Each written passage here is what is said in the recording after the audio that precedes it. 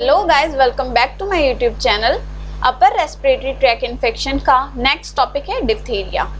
आइए स्टार्ट करते हैं। डिप्थीरिया क्या है? Bacterial infection of the pharynx. ये एक बैक्टीरियल इन्फेक्शन है जो कि फेरिंग्स का है। It extend to nasopharynx and trachea. और ये कहाँ तक जा सकता है? नेजोफेरिंग्स तक भी जा सकता है और ट्रैकिया तक भी जा सकता है, आगे बढ़ जाता है जब तब।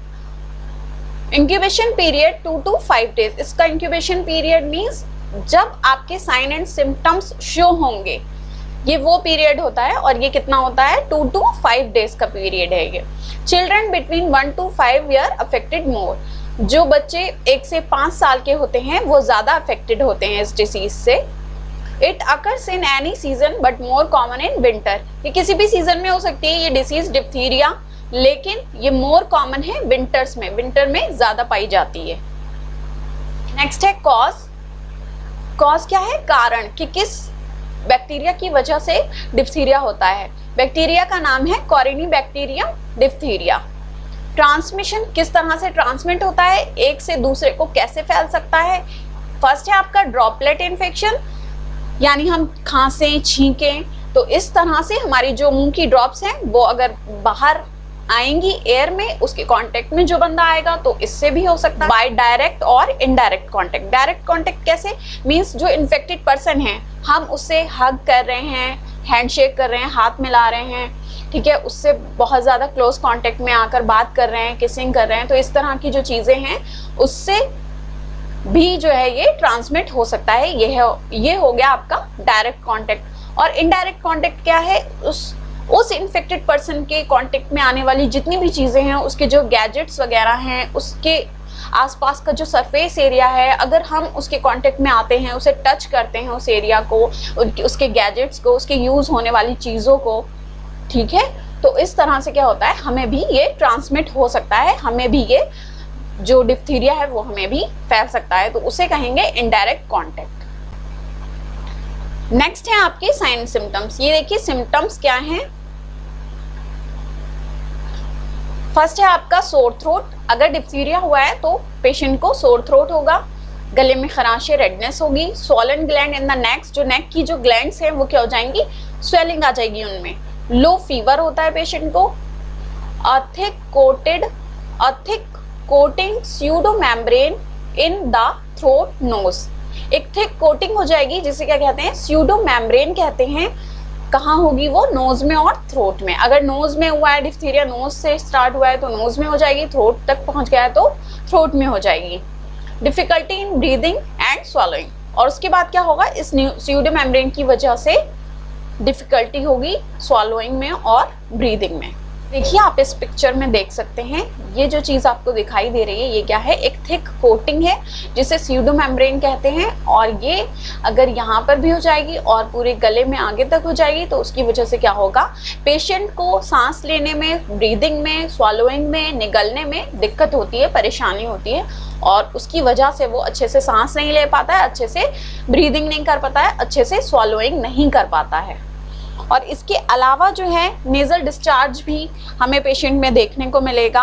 नेजल टिंज्ड डिस्चार्ज होता है, स्लाइट उसमें जो ब्लड के क्लॉट्स हैं वो नज़र आते हैं, ठीक है।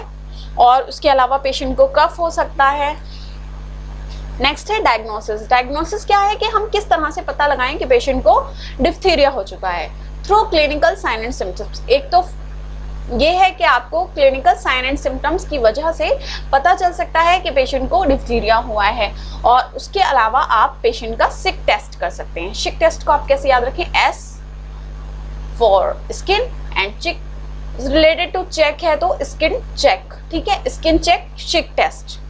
तो इसमें क्या करना है आपको? 0.1 ml टॉक्सिन लेकर पेशेंट के आर्म में इंजेक्ट करनी है, जैसे कि यहाँ पर दिखाया गया है, साइट ऑफ एंटीजन इंजेक्टेड, यहाँ पर इंजेक्ट किया गया है।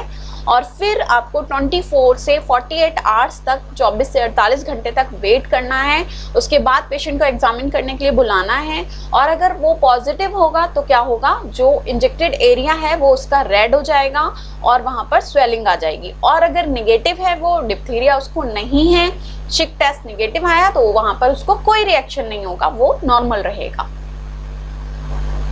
Treatment antibiotics penicillin G 12 mg 6 hourly IV और amoxicillin 500 mg 8 hourly should be administered for 2 weeks.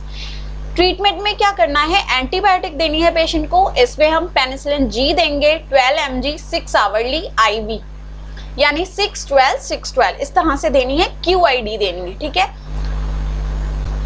अगर पेनिसिलिन जी नहीं है तो आप एमोक्सिसिलिन 500 mg दे सकते हो 8 hourly 8 to 10 इस तरह से दी जाएगी ये TDS, ओके। नेक्स्ट है इरेथ्रोमाइसिन ओरली और बाय इंजेक्शन 40 या 50 mg पर kg per day for 14 days.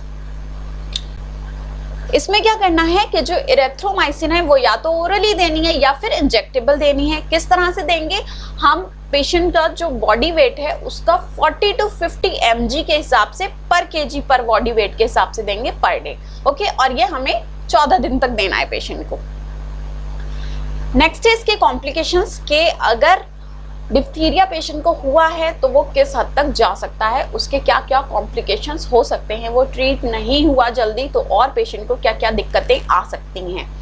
First है आपका न्यूमोनिया हो सकता है पेशेंट को, nephritis inflammation of the nephrons जो हमारी किडनी में प्रेजेंट होते हैं, laryngitis inflammation of the larynx, myocarditis, myocardium एक लेयर होती है हमारे हार्ट की, एक कवरिंग होती है जिसको मायोकार्डियम लेयर कहते हैं, तो ये उसका इन्फेक्शन है। तो अगर उस लेयर का इन्फेक्शन हो जाएगा तो उसे कहेंगे मायोकार्डाइटिस।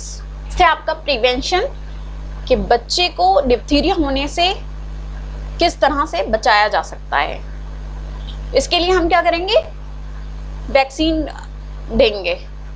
उसमें हम देंगे पेंटावेलेंट। पेंटावेलेंट कब कब दिया जाता है, 6 वीक पर, 10 वीक पर, 14 वीक पर। जब बेबी 6 वीक का होगा, फिर 10 वीक का होगा और 14 वीक का होगा, तब उसको पेंटावेलेंट वैक्सीन लगवानी है। पेंटावेलेंट में 5 वैक्सीन इंक्लूड होती हैं।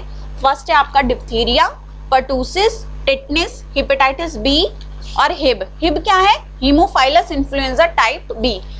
नेक्स्ट है DPT, डिप्थीरिया, पर्टूसिस, टिटनेस। ये कब देंगे, एट 18 मंथ्स एंड 5 ईयर। ये DPT कब दिया जाता है, जब बेबी 18 मंथ्स का हो जाएगा और 5 ईयर का होगा तब। ओके गाइज, आई होप आपको वीडियो पसंद आया होगा। Please like, subscribe and share. Thank you.